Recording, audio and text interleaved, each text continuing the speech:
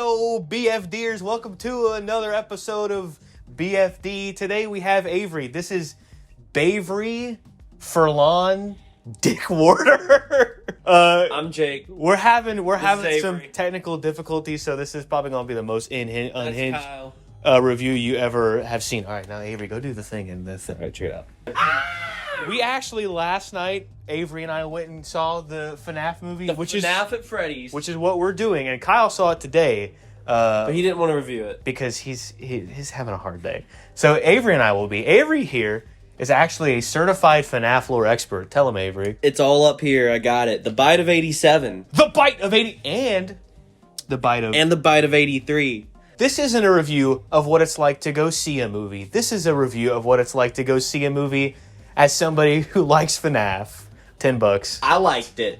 I also had a good time. It actually was a pretty packed theater. I think most of the seats were full, and everybody there was either a FNAF fan or 12, which automatically makes you a FNAF fan. Or somebody who's friends with FNAF people. So, the review time. I had a good time.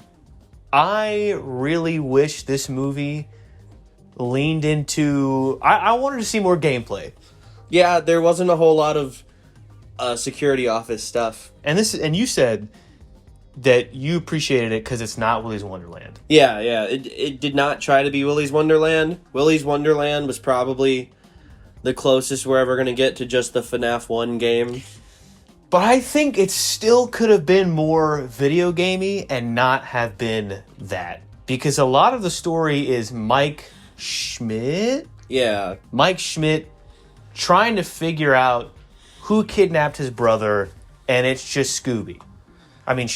There's a lot of changes from the source material. There are, which as you know, BFDers, in my adaptation video essay, either up here or up here, link in the description, whichever Kyle wants to do, because he's editing, and there's another review.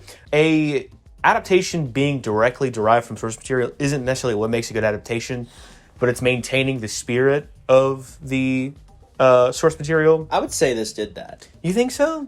I think it definitely was in the spirit of Five Nights at Freddy's, like in the community kind of way. Well, and so that maybe that's where it fails for me, because I'm not a FNAF fan. If you only played one of the games and you never engaged with like the community in the last like 10 years, like I have just growing up, this might feel really kind of dissonant to the game itself. But like if you've been engaging in all of the different stuff that's been going on, the songs, the theories, the video, the play series, then it just really feels like something that was made for those people. And that's sort of how I feel about it too. But I do wish we got more FNAF-y stuff, because like Sonic 1 and 2, even though they weren't like super video gamey, we still got to see a lot of aspects of the video game. And here, like, there was no security. There literally nothing about this movie, in my opinion, was like the video game, except that the gameplay does not happen, except in like the prologue at the very beginning. Which I just wanted to see more gameplay. The prologue at the beginning is pretty cool, though. And so, like, the storyline itself was sort of, I don't want to say convoluted, but like watered down almost. It's like taking a lot of the different theories and also actual events of the games and books, and then just kind of amalgamating them into something else. Like, this kind of happened. Without ever saying... Was that the Bite of 87? Yeah, they never said that. Which I was waiting for the whole time, bro. Golden Freddy is also not in the movie. Sort of. That's like... But Golden Bonnie is. Yeah. Which is cool. That's probably the best part of the movie. What I liked being in the theater. This was a motion picture event. It was great to like see all these people, all these fans of the source material all being here and be like, oh, that was so cool. And like everybody go like, oh my God, it's Matt Pat. Or, oh my God, it's that other guy. Spoiler, Matt Pat's in the movie. And so is Corey in the House or whatever his name is. But you know who's not in the movie? That's my favorite anime. Markiplier, dude. Markiplier's not Spoilers, in the movie. wait, it's not in the movie. And I'm a little upset about that. Check it out, link in the description. So that's what I liked about it. I also liked the scene where Abby and the like Vanessa and iCarly or whatever, Peter Mellark, were like all like hanging out. That was cool. That was a weird little twisty guy. What did you like, Avery? I liked when Bonnie fell over That was pretty good. into the tent fort, whatever, the pillow fort. That was pretty good. Honestly, I really liked the Dreamscape interactions. It was new for the movie, so I thought it was like a cool take on the lore. Yeah. Springtrap, best part of the movie is just like when he shows up and you're like, oh man, that's freaky. Like when because there's clearly a dude in there and you can kind of tell that. Until he took his mask off, I think Golden Bonnie, William Afton, was probably the most like cool / horror-y part of the movie. Also, he did a cool Scream reference with the knife, with the sliding it through, and that's cool because Shaggy was also in Scream. He was in Scream. What I did not like about the movie, I kind of already went over it. Not enough gameplay. I'll say it again. That's number 3 counter. Bing. Not enough gameplay. I really wanted to see more FNAF stuff. Didn't get to see it. I liked what we did see. The horror stuff was surprisingly gruesome. I think the Bite of 2023. Some of the reviews have like said it's a family movie, and that part where she literally gets chopped in half from being 8. I don't know if that's a family thing. Really scary. Like up until that bite, we just see a lot of allusions to horror and gore. Yeah. But like that point to the rest of the end of the movie, it's just there. Well, and that's... We watch William Afton get spring-trapped, and that's kind of... And I think really that's where FNAF, in my opinion, shines, is sort of like the mysticism of it all. And I really wish that number one, that it wasn't revealed that Matthew Raglan, or whatever his name is Golden Bonnie. Because when he's in the suit, you can kind of be like, is there somebody in there? And I think that's way more interesting than being like, yeah, that's him in there. To be fair, at the beginning in that animatic Don't scene... show, don't tell. That's the new rule. In that animatic scene at the beginning, we do see that there is a guy putting on the Golden Bonnie suit and disappearing those kids. Well, but that's what I'm saying. Like, we don't... So we know he's really there, know. And then when he shows up for real, if we remember that... we remember that. We would remember there's a guy in there, and something bad is about to happen. Yeah. The community, from what I understand, is very discussion-based, and this movie is not. This movie is like, this is what happened. I did not like pretty much any of... the movie. Matthew Lillard's performance after he took the mask off. It was really awkward. It was really clunky. I feel like the lines might have been the problem, but it didn't...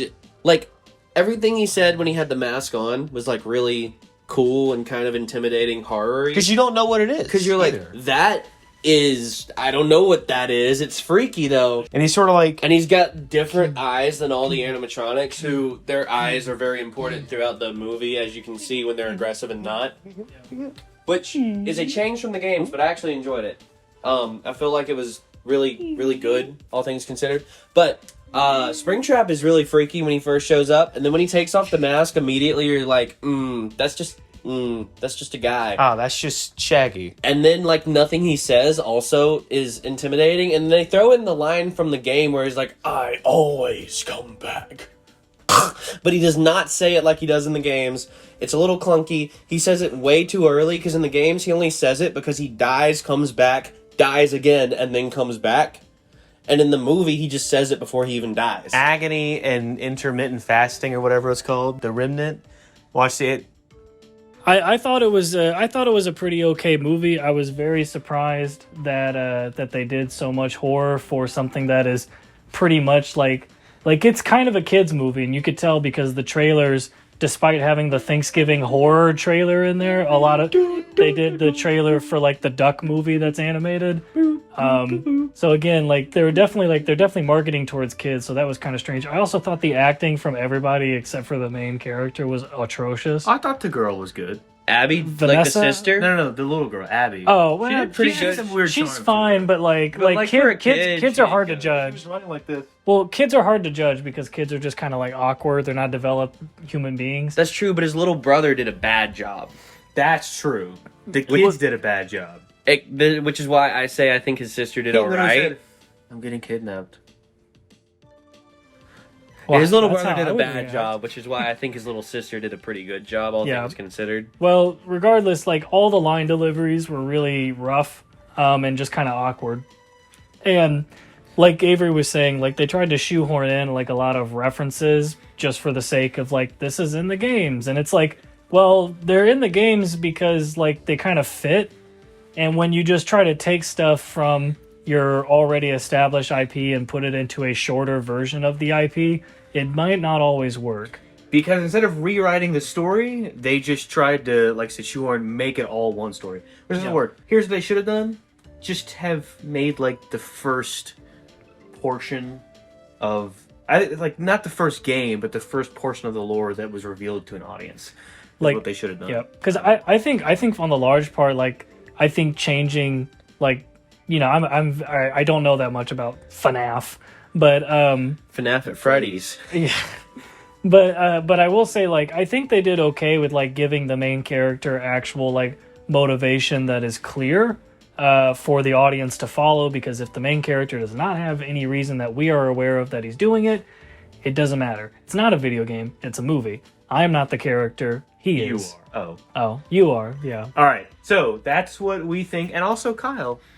Here's my rating.